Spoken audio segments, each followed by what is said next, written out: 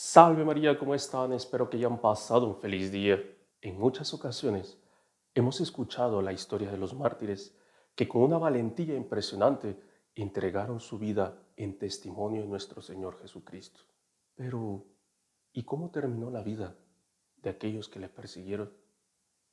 Reúne a la familia y vivamos juntos la buena noches a María de hoy.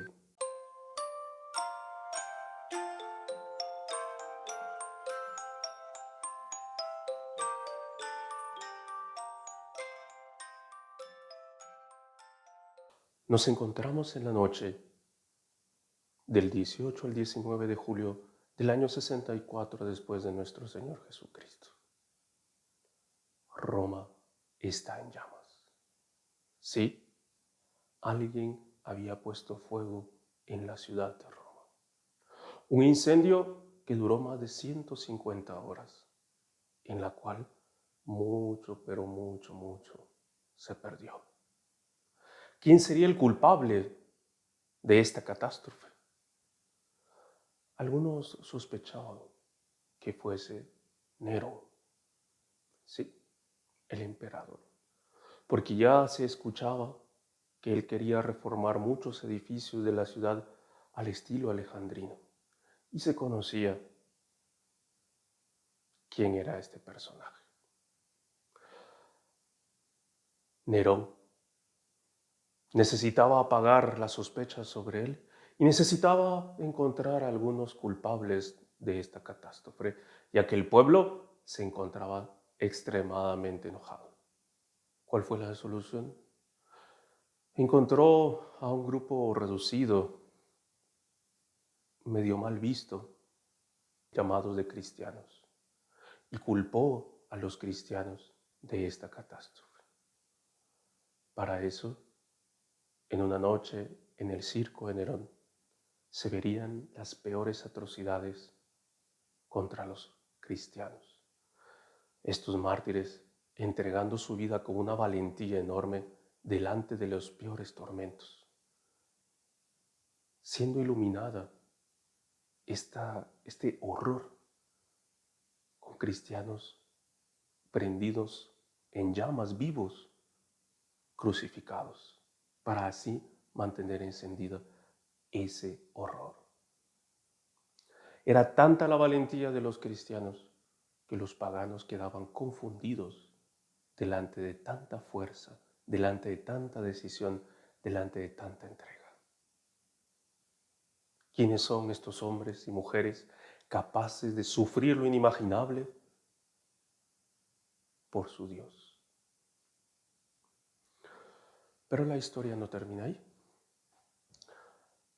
Pasa el tiempo y nos encontramos en el año 68. Nerón, cada vez peor, había ya mandado a matar a su propia madre, había mandado a matar a su esposa para poder juntarse a una concubina, y el pueblo ya no le aguantaba más. Nos encontramos en la noche del 9 para el 10 de junio del año 68 y Nerón se despierta con una multitud fuera de su palacio gritando: muerte al matricida, muerte al matricida. Cuando intenta pedir ayuda a uno de sus guardias, se da cuenta que ha perdido cualquier apoyo. ¿Cuál es la solución? Se atraviesa una espada en la garganta y muere. Él se mata. Con remordimientos tremendos, con dolores tremendos. Si los mártires que él llevó para el cielo sufrieron, ¿cuánto no sufrió él a la hora de su muerte y antes de la misma?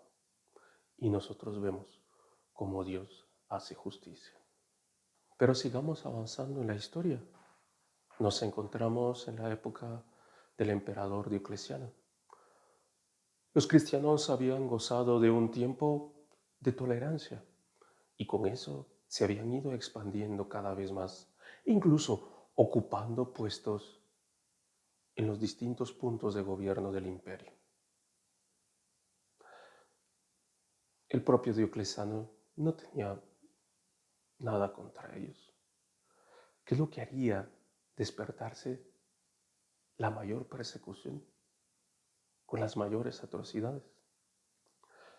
Diocleciano había decidido dividir el imperio en tetrarcas, y así estaría el imperio del Oriente y el imperio del Occidente.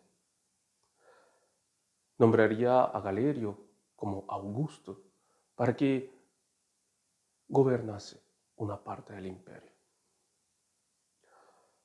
Este Galerio no gustaba nada de los católicos y buscaba una forma de poder desaparecerlos. Más para eso necesitaba que Diocleciano dejase de tener una benevolencia con ellos. ¿Y cómo lo haría? Primero, calumniaría a los cristianos que se encontraban dentro de las fuerzas militares, diciéndole que los discípulos de Jesús Nazareno eran un constante peligro de una sublevación dentro de las fuerzas armadas.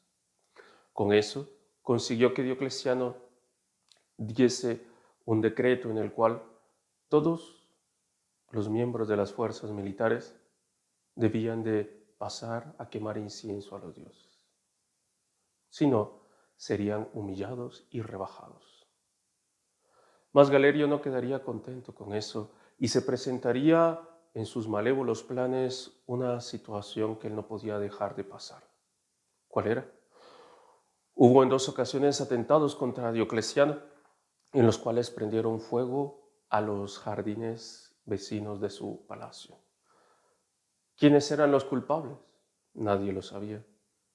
¿Quiénes fueron encontrados, entre comillas, culpables?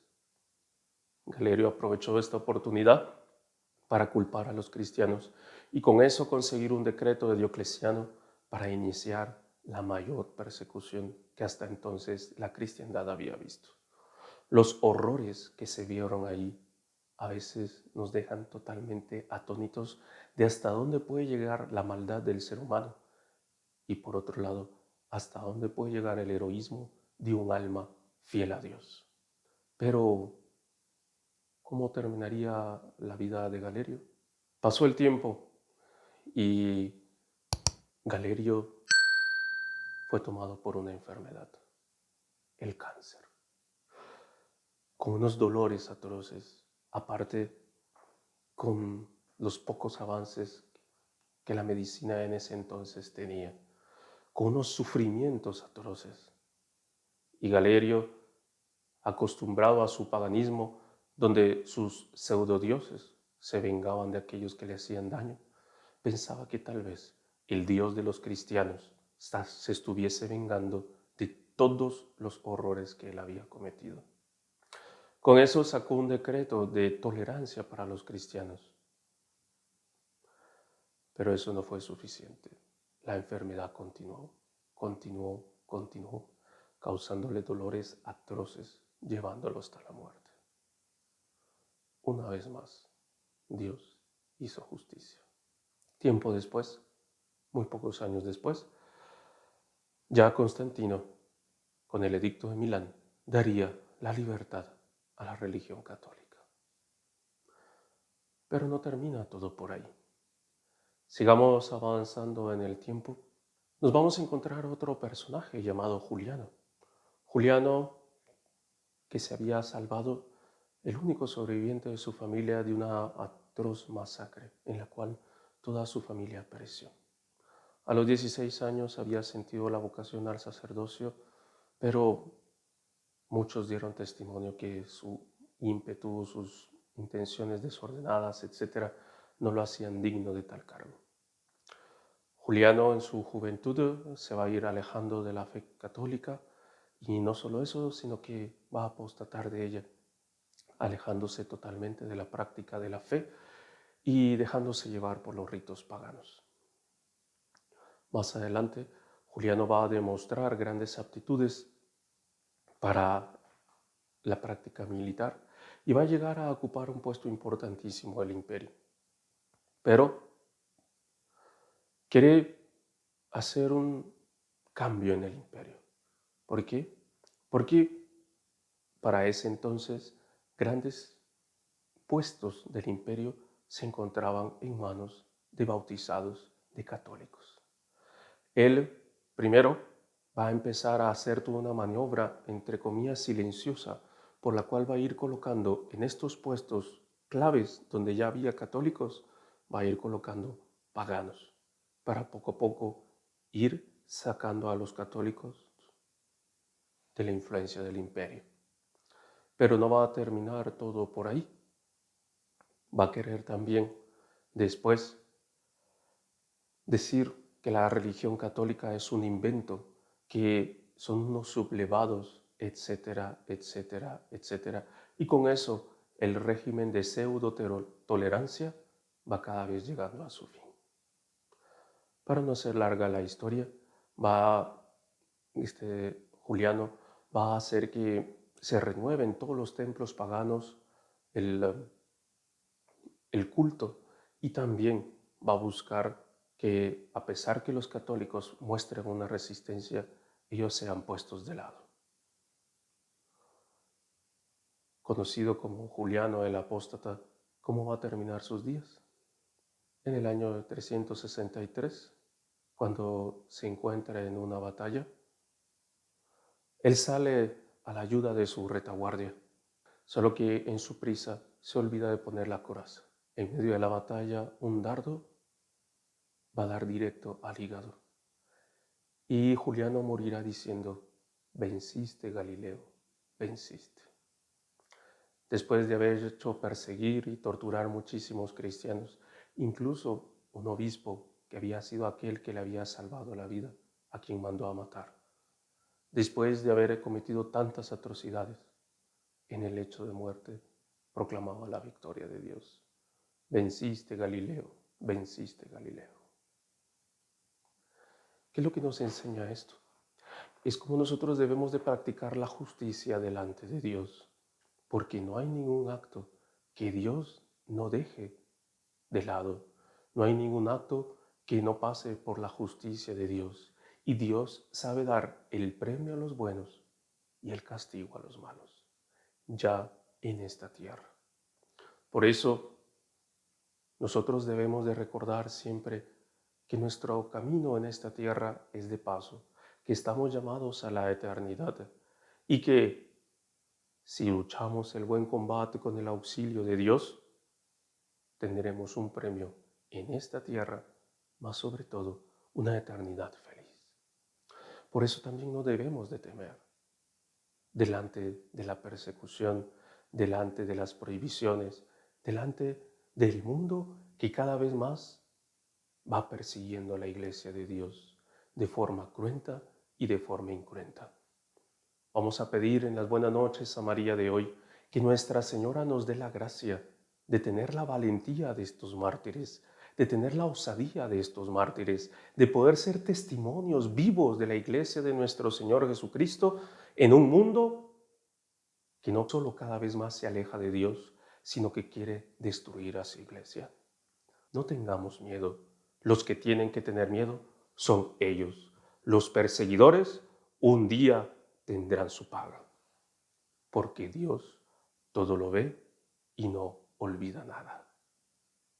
A cada uno le da lo que merece, porque la justicia de Dios es perfecta. Nosotros pidamos en las buenas noches a María de hoy la gracia de la santidad, la gracia de poder seguir su camino en medio de este tribulado y convulsionado siglo XXI. Con el auxilio de la gracia de Dios, por medio de los ruegos de María Santísima, vamos a poder vencer.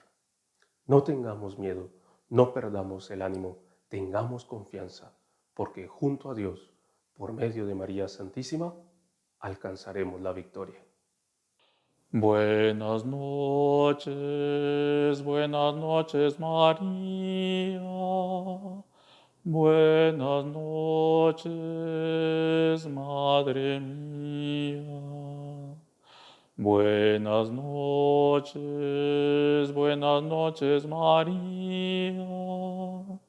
Buenas noches, Madre mía. Un día de gracia para mí, de alegría para ti. ¡Qué maravilla! Vivimos el gozo y el dolor unidos a Jesús, oh María. Buenas noches María. Buenas noches, Madre mía. Buenas noches María. Buenas noches, Madre mía. Llenos de fe y de confianza, no se olviden compartir, darle like y suscribirse. Juntos sigamos evangelizando por estos medios. Salve María.